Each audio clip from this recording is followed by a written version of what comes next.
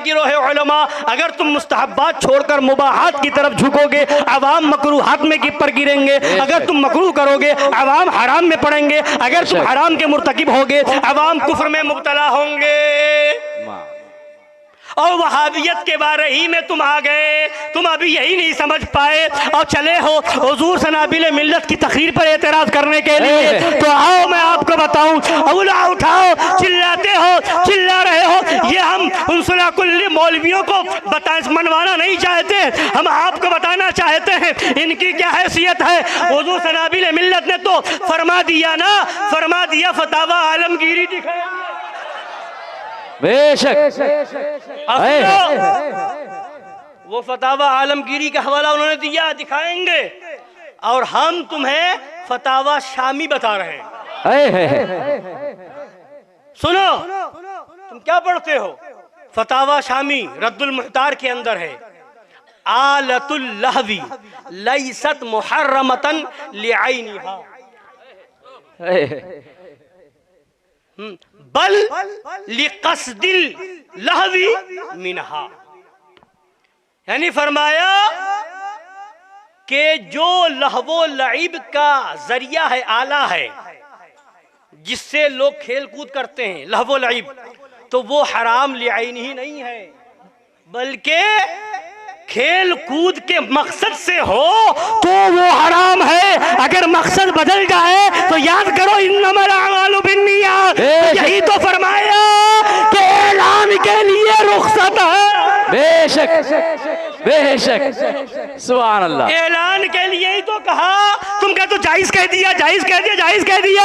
अबे फतावा आलमगीरी से हवाला दिया, फतावा शामी में लिखा हुआ है आलतुल लहवे लैसत मुहर्रमतन लिआइनिहा, कि जो भी आले लहवो लाइब है वो हराम लिआइनी नहीं है। जब लहवो लाइब के तौर पर हो तो हराम होगा, ऐलान के लिए हो तो वो हराम नहीं होगा।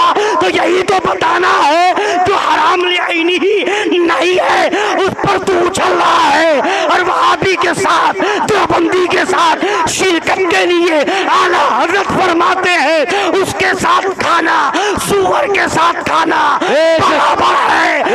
अकल का अंधा तुला कुल्ली, तुझे वहाबी सूअर के साथ खाना मुबारक हो और हमें हुसैनी वफादारों के साथ खाना मुबारक हो। नारे तकबीर, नारे रिसालत, मुस्तफा के नूरे ऐन, फातिमा के दिल का चैन, करहल बला का खात्मा। सुभान अल्लाह, सुभान अल्लाह। कहा जायज कहा, बता कहा जायज कहा। तो वहां तो मकामे जवाब था, वहां जवाब दिया जा रहा था कि वो कह रहा था काफिर नहीं हो जाएगा, काफिर नहीं हो जाएगा, काफिर नहीं हो जाएगा। तो यही तो शहजादे शेर हिंदुस्तान ने फरमाया कि ढोल बजाने से भी काफिर नहीं हो जाएगा, काफिर नहीं हो जाएगा। तो अकल का अंधा तुम मस्जिद से चिल्ला करके कहे दाढ़ी छिलाने से काफिर नहीं हो जाएगा, जाकर के कहे कि नमाज छोड़ने से काफिर नहीं हो जाएगा, जा रमजान में ऐलान कर रोजा छोड़ने से काफिर नहीं हो जाएगा। जब वहाबियत के साथ खाने की बात आ जाए तो कहते हो काफिर नहीं हो जाएगा, काफिर नहीं हो जाएगा, यहाँ भी काफिर नहीं होगा। तो मिर्चें क्यों लग रही है? पता क्या चला तुझे?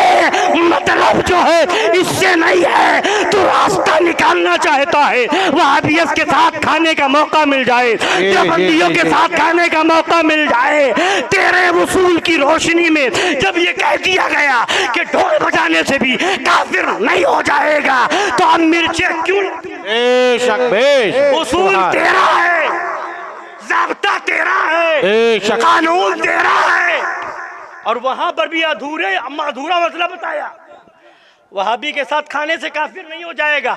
अबे अगर उसको मुसलमान समझ के खाएगा तो काफिर। बेशक बेशक बेशक। देवबंदी को मुसलमान समझेगा काफिर तो हो काफिर जाएगा। भी हो जाएगा। ये कहां से पढ़ करके आया है? काफिर नहीं हो जाएगा, काफिर नहीं हो जाएगा। अगर काफिर ना होने दलील है कि काफिर नहीं हो जाएगा, तो अब मैं कहता हूं अबे खबीस, जिना करने से भी काफिर नहीं हो जाएगा, तो क्या तू जिना की इजाजत देगा? जी, जी। सुन, वहाबियत पर यही तो शहजादे शेर हिंदुस्तान ने फरमाया कि तुझे यही नहीं पता शिद्दत कहां होनी चाहिए। यही तो फरमाया, शिद्दत बाबुल अकाइद में है, न के बाबुल मसाइल में है ना? जहां बाबुल मसाइल का मसला है। अब सुन, अब बात आई है, आला हजरत की किताब है मौजूद, फतावा रज़विया शरीफ से। एक बै की सूरत बै आयना है ना? वो बचने के लिए शुरू में हुक्म दिया गया था, मगर है जायज। मगर आला हज़रत सरकार फरमाते हैं, उस जमाने में जब सूद को लोग बेआईनी ही सूअर की तरह समझते थे, उस जमाने में इससे भी रोका गया। मगर अब लोग सूदखोरी कर रहे हैं, सूद का कारोबार कर रहे हैं, बहुत ज्यादा ये सूदखोरी आम हो गई है। तो इस जमाने में आला हज़रत फरमाते अब वो सूरत बताई जाएगी, वो सूरत बताई जाएगी जिससे लोगों को फायदा भी हो और सूद से बच भी जाए, सूद से बच भी जाए। ये फतावा रज़विया शरीफ में है। आला हजरत ने वो सूरत बताई, लेन देन के मामले में 100 रुपए दो, 1000 रुपए दो, 1100 रुपए लो, जो कि इसी को तो सूद कहते हैं। बोलिए, इसी को तो सूद कहते हैं। 1000 किसी को कर्ज दिया, 1100 लिया, यही तो सूद है, यही तो सूद है। मगर जब ये देखा कि ऐसा हो रहा है, तो अब हीला बताया गया, रास्ता बताया गया कि अगर तुम्हें ऐसे ही कमाना है तो जायज तरीका भी है, जायज तरीका भी है। पूछो इन 16 कुल्लियों से, बताओ तरीका क्या है जायज, बताओ तरीका क्या है जायज। तो आला हज़रत ने फरमाया, अब मुसलमानों की खैर खाही इसमें है कि अब इनको जायज तरीका बता दिया जाए ताकि सूद से बच जाए, ताकि सूद से, ये खैर खाही है। एक मौलवी चिल्ला रहा था, फिर ये जो तो ढोल की बात है ऐलान के तौर पर जायज, तो खास मुहर्रम में क्यों कहा, मुहर्रम में के लिए क्यों कहा? जब ऐलान के लिए जायज है तो मुहर्रम के लिए क्यों कहा? अबे बेवकूफ, यही नहीं समझता फकाहत किसको कहते हैं? जब सूद आम हो गया तो उससे बचाने के लिए जायज तरीका बताया गया। जब मुहर्रम में लोगों ने ढोल बजाया तो गुनाह से बचने के लिए जायज तरीका बता दिया।